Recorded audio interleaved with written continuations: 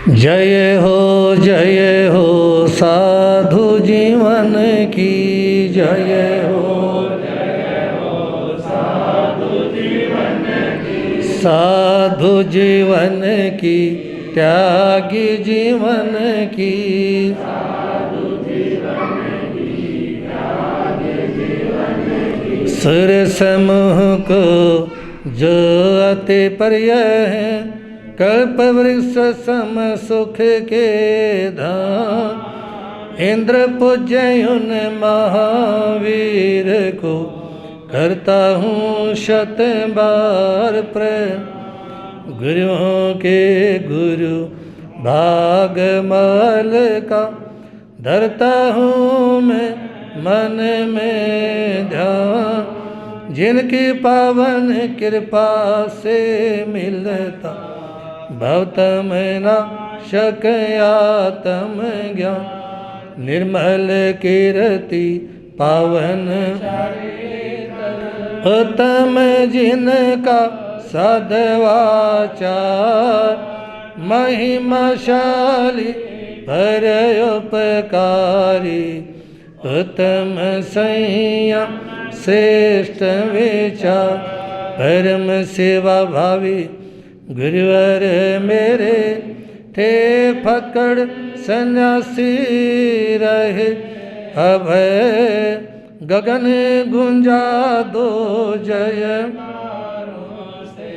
गुरु प्रेम सुख की बोलो जय। परम अनंत उपकारी नवजन्म प्रदाता चमत्कारी बाबा मेरी आस्था के अनंतनाथ आराध्य गुरुदेव श्री प्रेम सुख जी महाराज साहब के पावन पवित्र चरण कमलों में कोटिशय वंदना अभिवंदना। मोक्षाम विलासी पुण्यमानात्माओं, आज आप लोगों के सामने साप्ताहिक महावीर कथा संपन्न हुई। भगवान महावीर के बारे में 4 बातें, उनकी प्रेरणाएं, इच्छा थी धर्मशाला में वो 4 बातें निवेदन करने की। वो आपके सामने संक्षेप में निवेदन करना चाहूँगा। इससे पूर्व 4 पंक्तियाँ हैं, सुने, मिलकर बोलने का भाव रखें। परम सेवा भावी परम पूज्य गुरुदेव चमत्कारी बाबा श्री प्रेम सुख जी बोल चिंतामणि पारसनाथ। जो हाथों पर लिखी कर्म लकीर कहते हैं, जो माथे पर लिखी उसे तकदीर कहते हैं। जो हाथों पर लिखी कर्म लकीर कहते, जो माथे पर लिखी उसे तकदीर।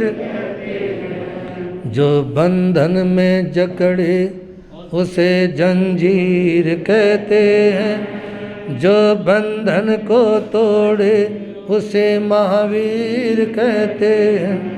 जो बंधन में जकड़े उसे जंजीर कहते, जो बंधन को तोड़े उसे महावीर कहते हैं।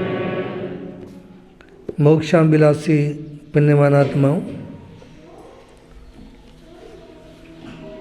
महावीर कथा में आज आप लोग श्रवण कर रहे थे। हम और आप सभी भगवान महावीर के आदर्शों को, उनके संदेशों को अपने जीवन में अपनाने का प्रयास करें। आज की सभा में संक्षेप में भगवान महावीर की 4 अनमोल शिक्षाएं निवेदन करना चाहूँगा। सबसे पहली शिक्षा भगवान महावीर की आचरण में अहिंसा। आपका जो जीवन है, आपका जो आचरण है वो अहिंसा प्रधान हो। आप गृहस्थ में हैं, कुछ हिंसा तो आपके माध्यम से होगी। कल कुछ बहनें चर्चा कर रही थी और उस चर्चा के दौरान ये बात थी कि हम पूरी तरह से हिंसा से कैसे बच पाए। गृहस्थ में रहने वाले व्यक्ति का जो नियम है वो 2 कर्ण 3 योग से है। मन से, वचन से, काया से हिंसा करनी नहीं, करवानी नहीं, अनुमोदन उसका आप लोगों के माध्यम से हो जाता है। और आप परिवार के साथ में हैं, बीवी बच्चों के साथ में हैं, संपूर्ण परिवार के साथ में रहते हैं, तो आपको अपने व्यापार को भी देखना है, अपनी खेती बाड़ी काम धंधे को भी देखना है, अपने बच्चों को भी देखना है। तो आप पूरी तरह से हिंसा का परित्याग नहीं कर सकते। हाँ, अपनी तरफ से पूर्ण रूप से अहिंसक जीवन जीने का भाव रखें। प्रयास करें मेरे आचरण के माध्यम से किसी तरह से जीव की हिंसा ना हो। और यदि मजबूरी में प्रतिकूलतावश आपके माध्यम से हिंसा हो जाती है किसी तरस प्राणी की, तो उस समय आत्म आलोचना करें और उस जीव के प्रति भी क्षमा के भाव रखें। क्षमा मांग भी लें और क्षमा कर भी दें, और ये भी सोच लें कि मेरा और इस जीव का पूर्व जन्म का कोई ऐसा संबंध, ऐसा कोई कर्म रहा है। अपने विचारों पर नजर रखें, वो शब्द बन जाते हैं। अपने शब्दों पर नजर रखें, वो कार्य बन जाते हैं। अपने कार्यों पर नजर रखें, वो आदत बन जाते हैं। अपनी आदत पर नजर रखें, वो चरित्र बन जाते हैं। और अपने चरित्र पर नजर रखें, क्योंकि वो आपकी किस्मत बन जाते हैं। सज्जनों, ये जो व्यक्ति के मानसिक विचार होते हैं वो शब्दों के रूप में जबान पर आ जाते हैं, और जबान पर आए हुए जो शब्द हैं ना, वो कभी ना कभी कार्य रूप में परिणत हो जाते हैं। इसलिए कहते हैं कि मन से बुरा नहीं सोचना और जबान से बुरा नहीं बोलना, क्योंकि मन में सोचा हुआ और जबान से बोला हुआ किसी व्यक्ति के आचरण में उतरने की पूरी संभावना रहती है। इसलिए यदि वो आपके कार्यों में बदल गए और वो धीरे धीरे आपकी आदत बन गई, वो आदत आपका चरित्र बन जाएगी। चरित्र किसको कहते हैं? आपने सवेरे से शाम तक जो भी किया, आपके देखने का तरीका, आपके बोलने का तरीका, आपके चलने का तरीका, आपका आचरण, आपका व्यवहार, आपका काम धंधा, ये सारी चीजें मिल करके आपका चरित्र बनता है। क्या बनता है? जीवन की समूची जो गतिविधियां हैं उनको मिलाने के बाद ही उस व्यक्ति के चरित्र को बोलते हैं कि उसका चरित्र है। तो इसलिए आप अपने चरित्र का ध्यान रखें, क्योंकि यही आपकी किस्मत को बिगाड़ता है और यही इंसान के भाग्य का निर्माण करता है।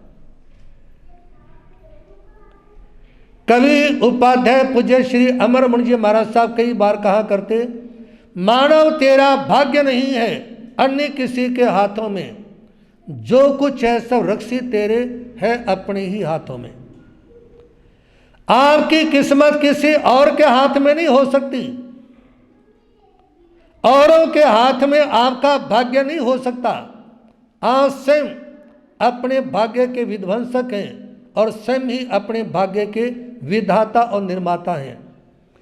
दूसरी बात, दूसरी शिक्षा भगवान महावीर के जीवन से आज के सभा में विचारों में अनेकांतवाद। आज समाज में कोई बात करते हैं, परिवार में कोई बात करते हैं, तो अनेकांतवाद को आगे रखकर करेंगे।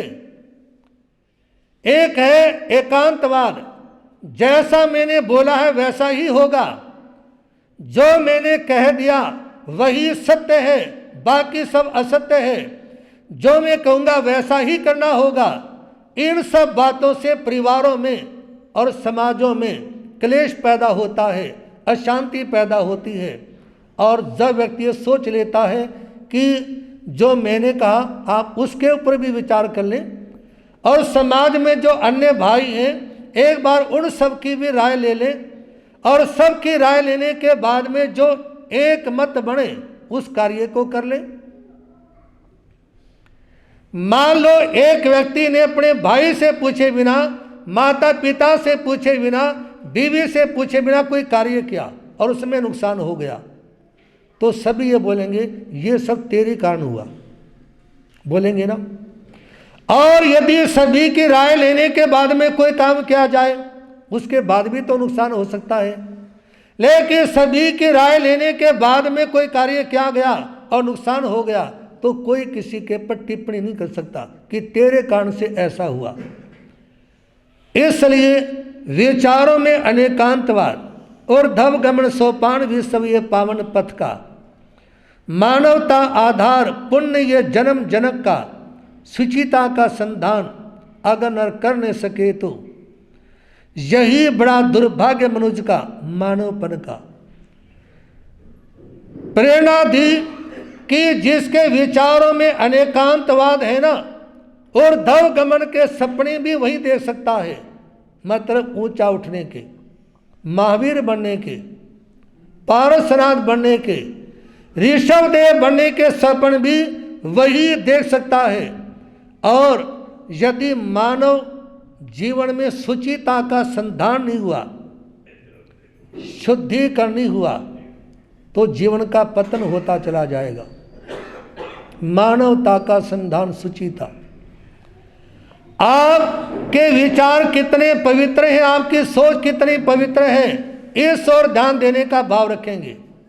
सज्जनों, याद रखना, आपका जो भविष्य है वो वर्तमान की सोच के ऊपर निर्भर है।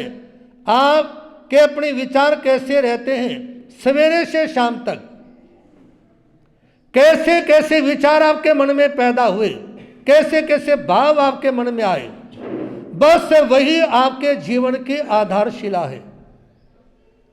इसलिए अपने विचारों में अनेकांतवाद लाने का प्रयास करें। तीसरी बात, वाणी में व्यवहार और सच्चाई। अच्छे से जी लो, वक्त बीत जाने पर लौट कर नहीं आता, लौट कर आते हैं यादें।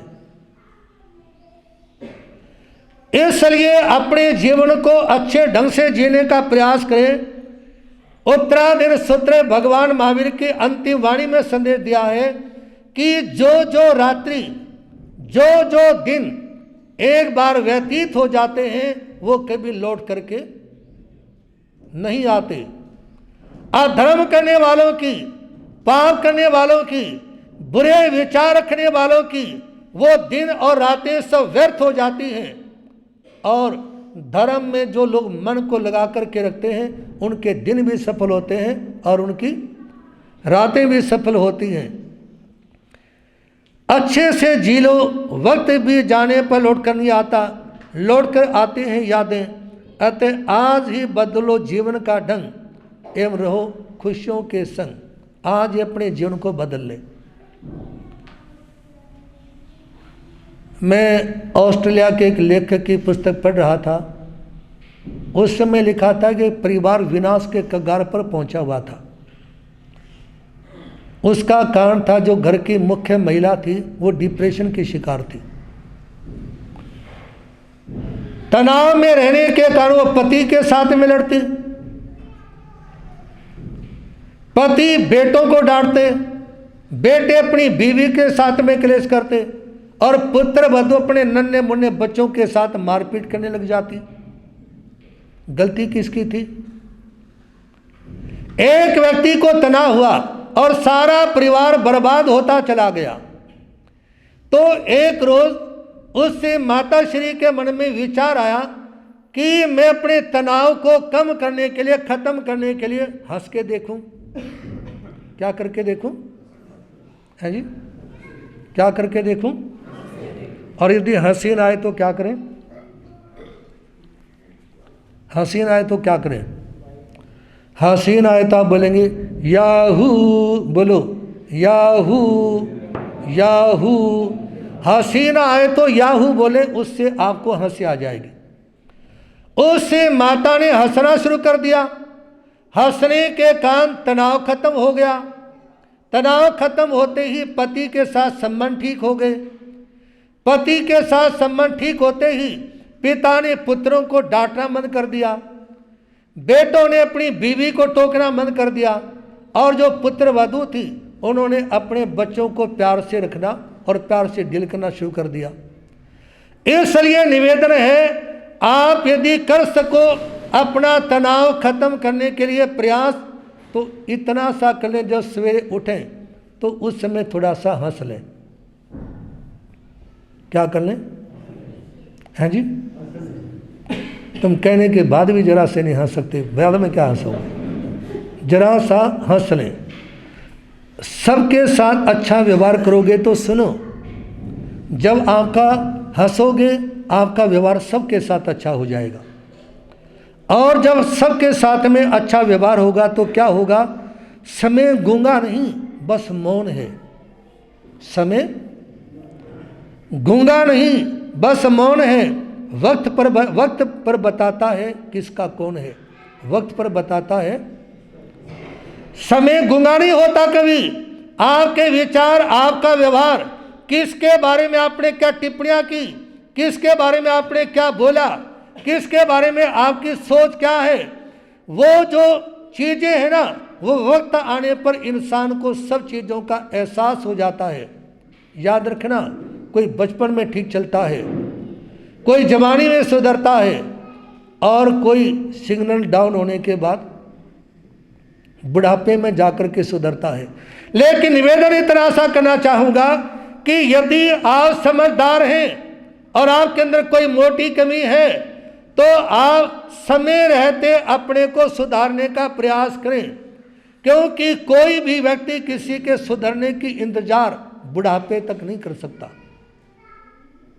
बुढ़ापे तक सुधरने की इंतजार नहीं की जा सकती।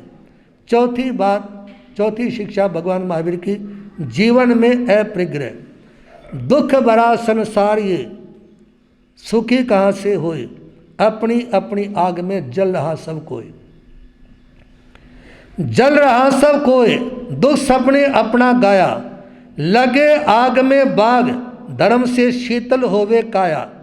आत्म हित करो प्रभु सिमरन, परिग्रह को ठुकराओ। आत्म हित करो प्रभु सिमरन, परिग्रह को ठुकराओ। आग बुझाओ राग द्वेष की, कर्मों से मुक्ति पाओ। आग बुझाओ राग द्वेष की, कर्मों से मुक्ति पाओ। सजनों, ये सारे संसार में आग लगी हुई है। मरगा पुत्र अपनी मां के सामने कहते, मां ये सारा संसार जल रहा है, और ये जलते हुए संसार में मेरे को पल भर की चैन, पल भर की शांति नहीं मिल पा रही। इसलिए मैं संसार को छोड़ करके दीक्षित होना चाहता हूं। और संसार में जो लोग चल रहे हैं अपनी अपनी आग में, किस में? अपनी आग कौन सी है? जो आप 3-4 दिनों से सुन रहे, कसायों की आग। कौन सी? क्रोध मान माया लोभ की जो आग है, इसमें सारा संसार जल रहा है। और जलते हुए व्यक्ति कभी शांति को प्राप्त नहीं होते। जले हुए व्यक्ति को जल्दी से शांति नहीं मिलती। लगे आग में बाग, धर्म से शीतल होवे काया। ये कहते हैं, यदि किसी का अंग जल जाए और उसके पर ठंडे पानी का छींटा दे दें, तो उसके आग जलन की वो उपशांति हो जाती है। और इसी के साथ यदि किसी के शरीर में जले हुए का निशान रह जाए, ध्यान देना, जले हुए का निशान रह जाए, तो प्रतिदिन ठंडे पानी से धोने पर वो निशान भी क्या हो जाता है? वो निशान भी खत्म हो जाता है। और यदि कोई जल जाता है, उसको यदि केसर की तुरियां जीभ के नीचे रख दी जाए, तो उसके शरीर में किसी तरह का इन्फेक्शन नहीं होता। लेकिन केसर की पत्ती उन लोगों को नहीं लेनी होती जिनको किडनी की प्रॉब्लम है, जिनके शरीर में पानी की कमी रहती है, वो उससे बचने का प्रयास करेंगे। आत्म हित करो प्रभु सिमरन, परिग्रह को ठुकराओ। अपनी आत्मा का हित करने के लिए आप अरिहंत भगवंतों का नाम लें, और परिग्रह को छोड़ने का भाव रखें। किस छोड़ने का? परिग्रह दो तरह का होता है। एक तो जो घर बार व्यापार के रूप में है, जो सोना चांदी हीरे मोती पन्नों के रूप में है, और इससे भी भयंकर परिग्रह है क्रोध मान माया लोभ का। याद रखिए, आप यदि रोड के पर प्रदूषण है तो उससे बचकर के किसी पार्क में बैठ सकते हो, घर के एकांत कमरे में बैठ सकते हो। लेकिन यदि आपके विचारों में प्रदूषण है तो आप एकांत कमरे में बैठने के बाद भी उस प्रदूषण से बच नहीं सकते। और विचारों का प्रदूषण सबसे भयंकर होता है। इसलिए महापुरुष कहते हैं, भगवान महावीर ये बोलते हैं ठाणा सूत्र के तीसरे ठाणे में, कि जो मानसिक दुष्विचार है ना, विचारों का जो दुष्प्रभाव है, विचारों का जो प्रदूषण है, वो सबसे बड़ी कैंसर है। कौन सी? विचारों का प्रदूषण सबसे भयंकर कैंसर है। इसलिए आग बुझाओ राग द्वेष की, राग और द्वेष की आग बुझाने का प्रयास किया जाए ताकि आत्मा कर्मों से मुक्त हो सके। और जब तक ये आत्मा कर्मों में बंधी रहेगी, उस समय तक इस संसार में कभी किसी गति में, कभी किसी योनि में बार बार जन्म होता रहेगा, और जन्म होता रहेगा तो मौत भी होती रहेगी। इसलिए आप लोगों ने प्रयास करना है कि मेरा जन्म ही ना हो। क्या करना है? प्रयास, मेरा जन्म ना हो। जन्म यदि होगा तो मौत निश्चित है। यदि किसी जगह का निर्माण किया है तो विध्वंस होगा। यदि कोई आया है तो जाएगा भी, जन्मा है तो मरेगा भी। इस बात को ध्यान में रखते हुए प्रयास करें, हे प्रभु मैं ऐसा सात्विक धर्म धारण करूं जिससे मेरी आत्मा पुण्य संसार में जन्म ना ले।